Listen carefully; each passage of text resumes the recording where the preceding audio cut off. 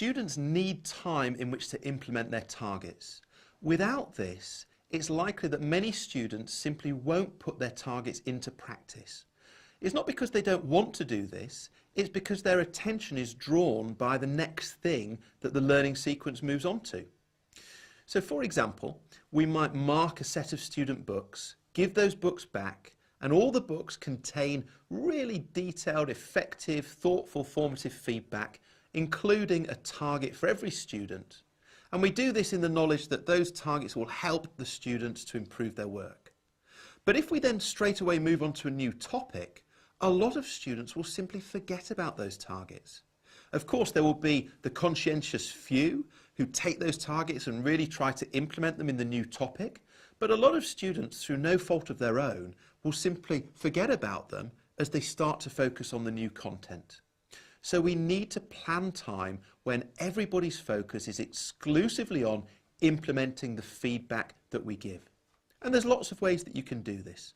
For example, you might decide to start every third or fourth lesson with 10 or 15 minutes during which students are focused on putting their targets into practice, and you can then support them while they're doing this.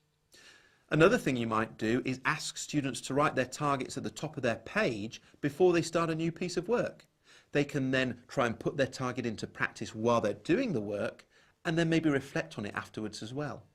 Or if you're in a practical subject, you might invite students to remind themselves of their targets before the practical work begins, discuss them with a partner, and then try and put them into practice during the course of the activity.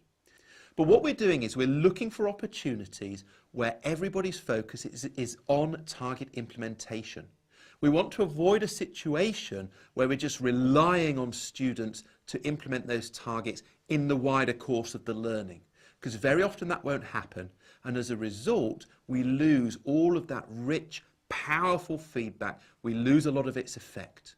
So find opportunities when students can implement their targets and when that's everybody's focus.